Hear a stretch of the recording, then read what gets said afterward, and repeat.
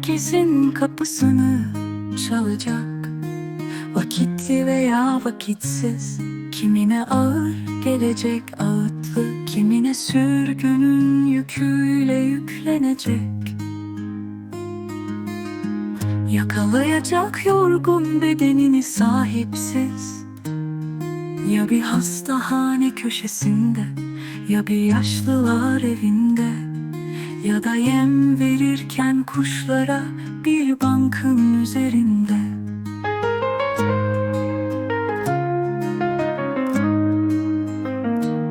Sen daha yanıt vermeden meleklere, onlar sana misafir olacak.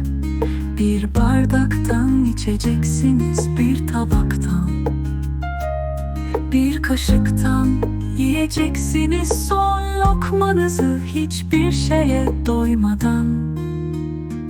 Ne öptüğünüz son dudak gelecek aklınıza, ne de tüm kaçamak yasak aşklarınız. Bekle biraz daha, demeye zaman olmayacak.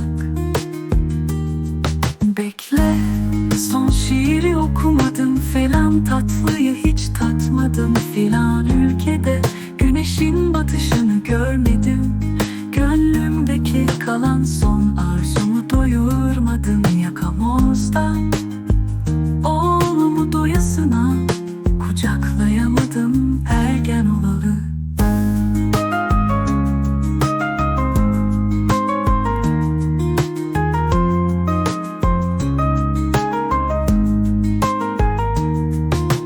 Haydi be ölüm, sürgün yetmedi mi? Şimdi sen mi çıktın karşıma? Canımı almak isterken yavaş yavaş canımı yakarak. Zamanı değil, sen uyurken başka bedenlerde, verdiğin acıları sensiz zaten yaşadım.